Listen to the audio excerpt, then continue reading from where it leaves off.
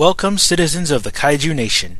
Here is the first installment of the toy review portion of the Tokusatsu Review channel, brought to you by Frank Gillen, aka EatIt41. Hosted by me, UltramanCronos. Hey guys, UltramanCronos here, and it's time for the review. Of course, what I'm doing for the Tokusatsu Review channel is going to be exclusive to the channel. And what's that? Re-reviews of old figures that I've previously reviewed. Like Spacegodzilla here. And the reason behind this is I got the idea from Deadzilla, and it makes perfect sense. But of course, these new re-reviews are going to be exclusive to the Tokusatsu Review channel.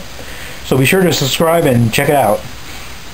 We'll have more coming for you. And EatIt41 personally wants me to personally tell you, personally apologize for all of you because, we've kind of sat on this project for a little bit because of, just busy lives. But yeah, now we can finally get this a little started to a degree. Anywho, like I said, this is going to be a re-review. You can find the original review on my channel, UltramanCronos. And this, again, review is going to be exclusive to Tokusatsu Review. Okay, let's get started. First of all, this is the Movie Monster Series Spacegodzilla, not the pink tag, though. This originally came out in, if you look at the bottom of the foot, it says, let's see, bottom foot, it says 1998. I don't know if you can see that. 1998 China. Spacegodzilla. So yeah, this originally came in 1998 as part of the Movie Monster Series. Most people seem to have the pink tag Movie Monster Series Spacegodzilla. Hang on, let me get the tag here. And in case you're wondering, the pink tag series has a pink border to it. The tags are like this, but with a pink border. And this is the original tag. Nice picture of Spacegodzilla, and inside you've got some info about the company, the character, and a nice little profile pic. And there on the back, 2004 sticker for the 50th anniversary. So yeah, that's the tag. And the differences between this and the pink tag border version is that the paint is more, how should I say this? The paint is obviously is a little different. I think they chose a different kind of reddish color here, and it's more concentrated on his stomach, chest, and neck area, whereas this one is just kind of splotched around here. Also of note, the crystals here. These yellow parts here, they go far less down, but the tips of the crystal on up are more of a yellowish rather than white. And so far, those are the only differences I can spot. So either figure is pretty good. Okay. Now let's get the size comparisons real quick. As you know, this is a 6-inch scale figure, scaled down from the big 8-inch standard figures. And let's compare them with the Heisei Godzilla. Now this is a pretty good sizing. Spacegodzilla, unfortunately, is actually a little smaller than Godzilla. Even with this, he is a little smaller. Here's a size comparison. Yeah. I think it might just be my Godzilla because he has this weird foot about him. And sometimes it kind of makes him look taller than he is, so yeah. But as far as I know, he's supposed to scale nicely with Godzilla. Maybe it's just just my figure. We have another example. Let's bust out the Final Wars Godzilla from 2004. Now, as you can see, this is a much better scaling. They're more or less the same size now.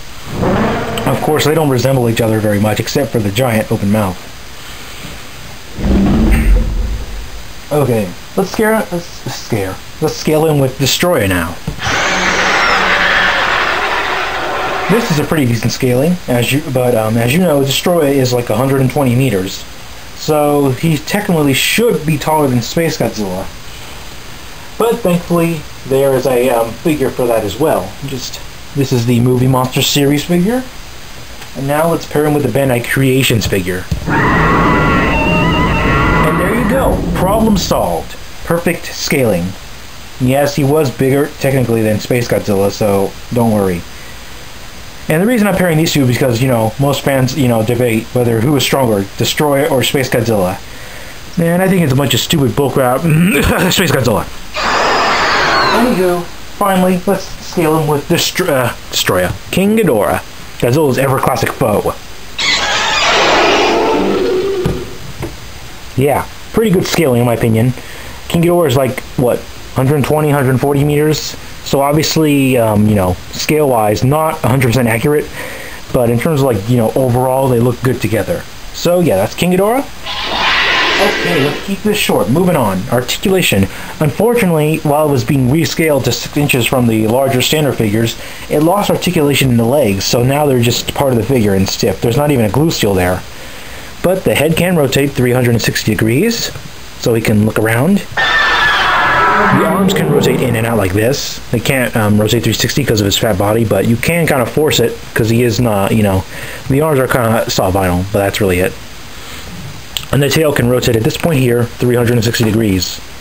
It also lost a point of articulation at the tail somewhere around here when it was being rescaled, so yeah. And as many of you know, there is a seam going through the middle which creates this big space, which is just plain ugly.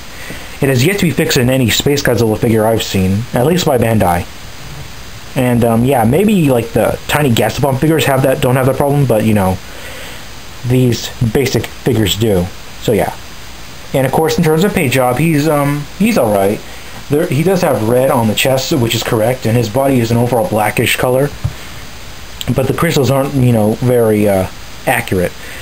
The Bandai Creation one came much closer to an actual proper color, but these crystals on his shoulder look more like candy corn, if anything.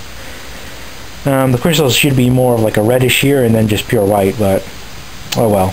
I don't know where they got yellow from, but oh well. So yeah, other than that, he has very good detail and paint. Intricate paint job on the tongue, the face. This is done really well, very intricately painted. Spines here are all kind of lazily sprayed white. So yeah. And at least they're persistent all the way down to the tail. Toes, claws, teeth, everything. So yeah, he is very well detailed as well. There's a lot of detail in this because he was originally, again, a standard figure. So, yeah, it translates very well to the 6-inch figures. So that's Spacegodzilla. He's got great articulation. Just kidding. He's got poor articulation for, not having able to move his legs. He can move his arms a little. That's it. He's not very, he's very limited in terms of movement.